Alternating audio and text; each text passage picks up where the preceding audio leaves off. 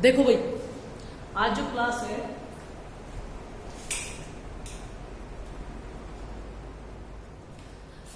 उसका next lecture है।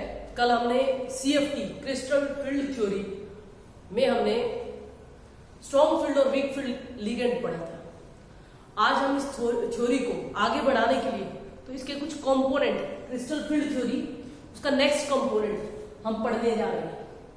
अब उससे पहले एक छोटी सी चीज मैं क्लियर करना चाहती हूँ अबाउट दीज ऑर्बिटल्स। ये कौन सा है? dxy, dyz, dxz। इसको क्या बोलते हैं? T2g orbitals. क्लियर है? फर्क क्या है कि these orbitals are adjust between the axis. कहने का मतलब जो इलेक्ट्रॉन डेंसिटी है that lie in these orbital between the axis. यहां पे अगले जो ऑर्बिटल है dz2, dx2 माइनस y2। ये ऑर्बिटल्स में जो एनर्जी है वो कहां पर है? Eg ऑर्बिटल्स में। एक सेकंड, Eg ऑर्बिटल्स में कहां पर लाई कर रही है electron density? On the axis. Electron density कहां पर है? On the axis. किसकी इलेक्ट्रॉन डेंसिटी? मेटल की। मेटल के डी ऑर्बिटल की जो इलेक्ट्रॉन डेंसिटी कहां है? On the axis. एक्सिस के ऊपर दिख रही है। और यहां पर जो इलेक्ट्रॉन डेंसिटी है वो कहां पर है? Between the axis. क्लियर है? तो इनको बोलते हैं T2g, ये Eg। ये कहां एग्जिस्ट करते हैं? ध्यान से देखो। अगर ये मेटल लूं, ये x एक्सिस, ये y एक्सिस, ये z एक्सिस, तो हमारे जो T2g ऑर्बिटल्स है वो लाई करते हैं यहां, यहां, यहां। लेकिन जो Eg ऑर्बिटल्स है वो लाई करते हैं ऑन द एक्सिस। मतलब कहां? यहां, यहां, यहां। ये बात क्लियर है? हमारे जो Eg ऑर्बिटल है ऑन द एक्सिस यहां पे लाई करते हैं, यहां पे लाई करते हैं, यहां पे लाई करते हैं। और उन ऑर्बिटल्स में क्या है? Electron density. और जो हमारा Eg ऑर्बिटल्स है that lie on between the axis, तो यहां पर इलेक्ट्रॉन डेंसिटी है। इतना क्लियर है? अब इस चीज को हम ऑक्टाहेड्रल स्प्लिटिंग से जोड़ेंगे क्योंकि ये अलग अलग कंपोनेंट है। मैं क्लियर करने की कोशिश की है। ठीक है? अब नेक्स्ट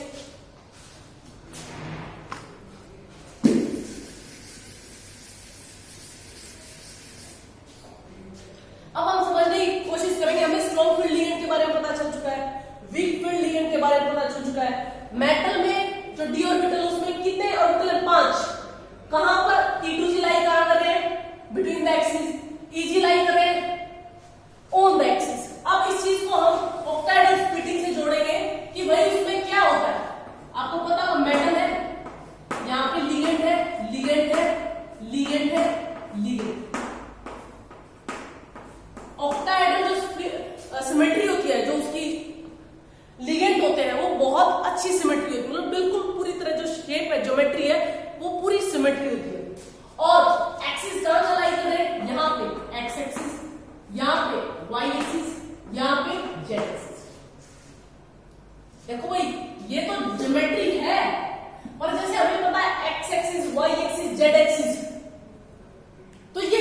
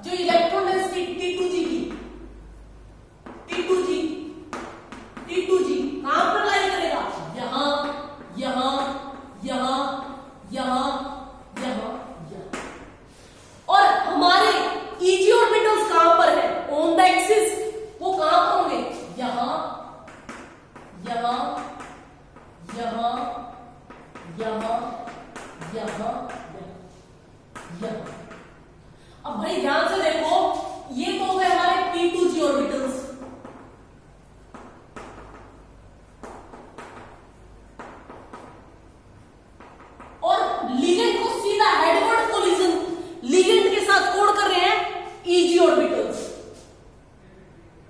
ईजी। और ईजी ऑर्बिटल्स मतलब कि ये वाले। अब एक बात समझना, आपको 11वीं 12वीं में कॉन्सेप्ट पढ़ा होगा। क्या कॉन्सेप्ट पढ़ा है कि electron electron repel each other, electron electron repel each other. बात समझ में आ रही है? बिल्कुल सिंपल। अब यही यहां होगा। मेटल का जो डी ऑर्बिटल होता है उसमें कुछ ना कुछ इलेक्ट्रॉन होते हैं, D2 D3 D4, मतलब पार्शियली फिल्ड होता है, इलेक्ट्रॉन्स होते हैं। ये इलेक्ट्रॉन कहां पर एग्जिस्ट करेंगे? इन ऑर्बिटल्स में, चाहे वो एक्सिस के बिटवीन हो या ऑन द एक्सिस हो, उन्हीं में लाई करते हैं। और लिगेंड कौन सी चीज होती है? इलेक्ट्रॉन रिच स्पीसीज, क्योंकि रिच होगा तभी तो डोनेट करेगा, इलेक्ट्रॉन रिच स्पीसीज। तो इनके इलेक्ट्रॉन क्या करेंगे, क्या फेस करेंगे? रिपल्शन। कैसे? देखो, अब देखो जरा,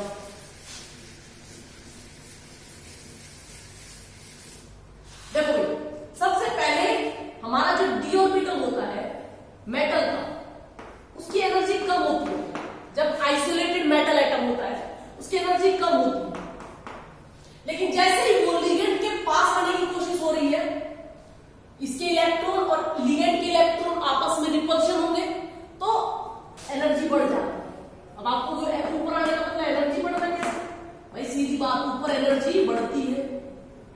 एमओटी डायग्राम, कोई भी डायग्राम बनाते थे तो ऊपर एनर्जी बढ़ती थी, सेम एनर्जी बढ़ती। तो ये d orbital when ligand come close to metal, और जब वो इतना क्लोज आ जाते हैं तो degeneracy, same energy level of all orbitals get split.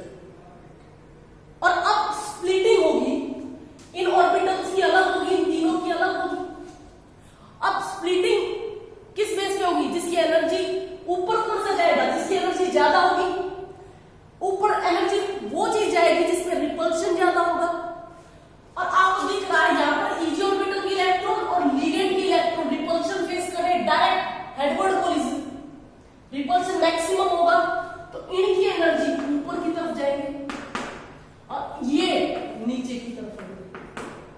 तो T2G एनर्जी सबसे ज्यादा ईजी की स्प्लिट होगी, यहां पर डिजनरेसी स्प्लिट होगी, तो कौन सा ऑर्बिटल ऊपर जाएंगे? ईजी, क्योंकि लिगेंड को डायरेक्ट फेस कर रही है, सबसे ज्यादा रिपल्शन यहां पर है, T2G नीचे।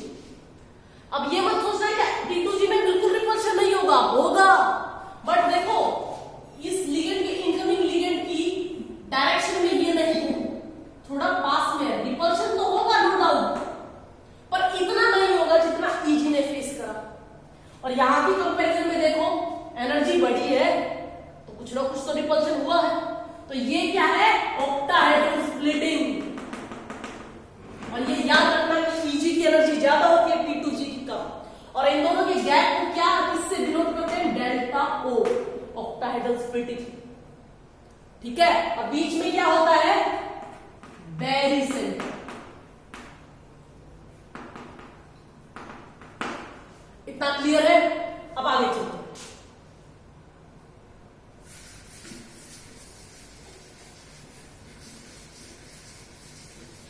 अब हमने पढ़ा ऑक्टाहेड्रल की स्प्लिटिंग, अब हम पढ़ते हैं टेट्राहेड्रल की स्प्लिटिंग। एक सेकंड,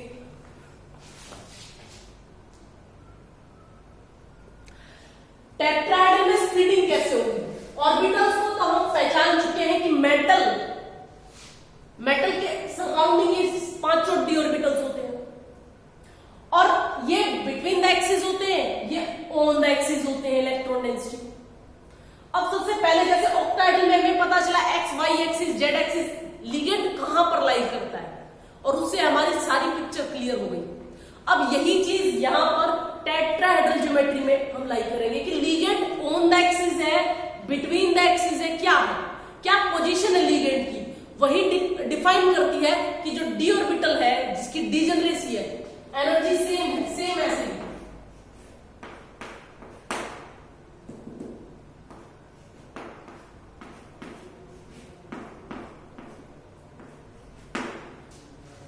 ये स्प्लिट कैसे हुआ आगे? मतलब ये यहां पर स्प्लिटिंग ईजी ऊपर गया था T2G in case of octahedral. अब टेट्राहेड्रल में क्या होगा? ये हम इसी स्ट्रक्चर से डिफाइन करेंगे। तो यहां पर जो स्प्लिटिंग होगी उसको समझने के लिए हमें उसके ज्योमेट्री में जाना पड़ेगा कि कहां कहां लिगेंड मेटल के surrounding on which axis, between the axis, along the axis, कहां पर लाइन कर रहा है। उससे हमें पता चलेगा कि कौन सा ज्यादा रिपल्शन फेस कर रहा है, ये वाली कैटेगरी या ये वाली कैटेगरी। ठीक है, अब देखो भाई टेट्राहेड्रल ज्योमेट्री में जो लिगेंड होते हैं 4 होते हैं, M4। मेटल के चारों तरफ 4 लिगेंड होते हैं। अब ये कहां कहां होते हैं तो समझने की कोशिश करना, इसको दोबारा भी बना सकते हैं। अगर हमारा ये क्यूब है,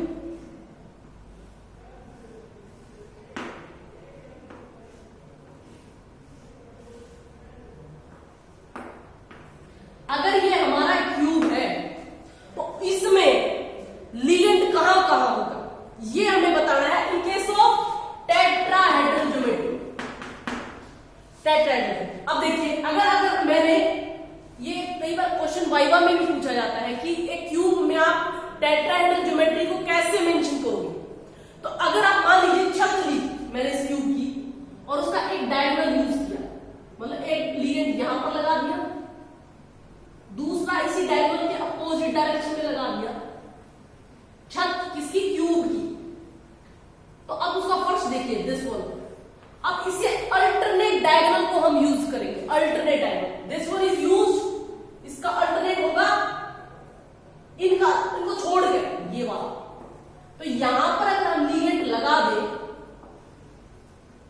देखो भाई ये अगर डायगोनल फर्श का यूज किया है तो छत पर इसका अपोजिट, इस वाले से छोड़ के अपोजिट वाला यूज करेंगे। 4 लिगेंड कंज्यूम हो चुके हैं, मेटल बीच में होता है सेंटर में। अब ध्यान से देखो, ये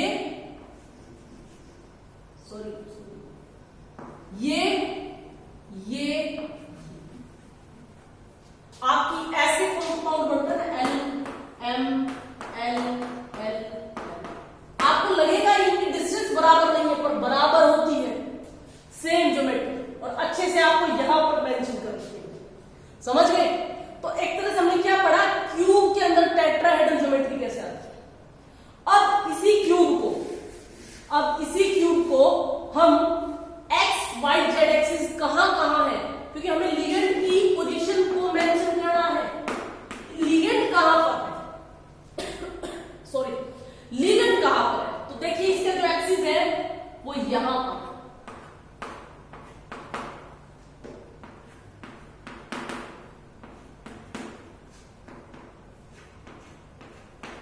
जेड एक्सिस। समझने की कोशिश कीजिए बिल्कुल अच्छे से। इस डायग्राम में लिगेंड यहां, एक लिगेंड यहां, एक यहां।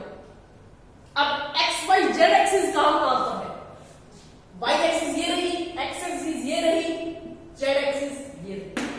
अब इसके जस्ट अपोजिट डायरेक्शन में क्या होता है, माइनस जेड, दिस वन। इसका जस्ट अपोजिट डायरेक्शन में क्या होता है, minus X, this one. Y का जस्ट अपोजिट में कौन सा होता है, माइनस वाई। अब हमने सभी एक्सिस ड्रॉ कर लिए, X Y Z, minus X minus Y minus Z.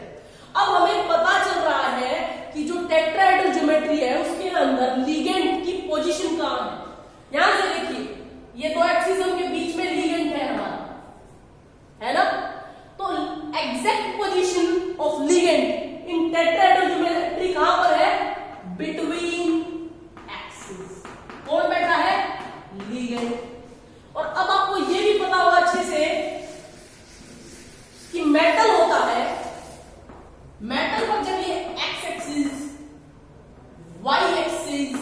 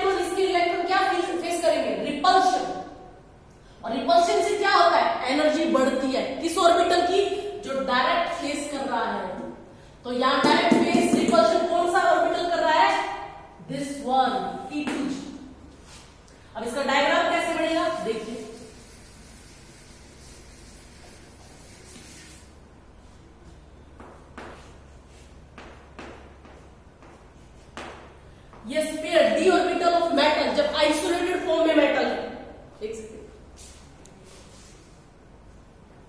और जब लिगेंड इसके पास आ रहे हैं इधर से इधर से इधर से, तो एनर्जी बढ़ती है।